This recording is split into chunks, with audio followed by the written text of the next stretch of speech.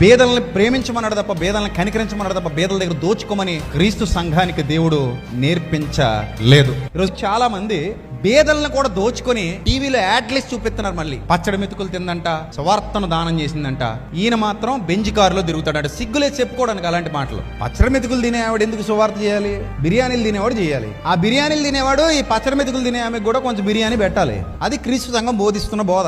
మనం దానికి వ్యతిరేకంగా వెళ్తామంటే రేపు పొద్దున పరలోకంలో చోటు ఉంటుంది, మెడపట్టి బయటికి గెంటేస్తాడు అంతే. నీ బియ్యం పెట్టి దేవుడికి తెలుసు, నీ ఎనపెట్టి దేవుడు తెలుసు, నీ బ్యాంక్ అకౌంట్ దేవుడు తెలుసు, నీకు సంబంధించిన అన్ని దేవుడు తెలుసు. ఎవడు చేయగలడో దేవుడు తెలుసు, ఎవడు చేయలేడో దేవుడికి తెలుసు.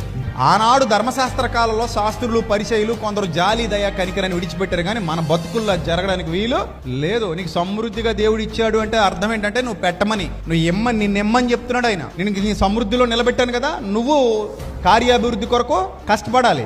ఇహమందు ధనవంతులైన వారు గర్విష్ఠులు కాక వాస్తవమైన జీవమును సంపాదించుకునే నిమిత్తము తమ ధనములో ఇతరులకు పాలిచ్చు వారై ఉండాలి. This is the rule. బేదలను దోచుకోమని క్రీస్తు సంఘం ఎప్పుడు చెప్పదు. పేదరికంలో తిండి లేనోడు కూడా ఆ కంచమో కొంచెమో అమ్మేసి తెచ్చి ప్రభుకి ఇచ్చేస్తే అప్పుడు ప్రభు పైనుంచి కురిపిస్తాడని మాత్రం బైబిల్ ఎప్పుడు చెప్పదు.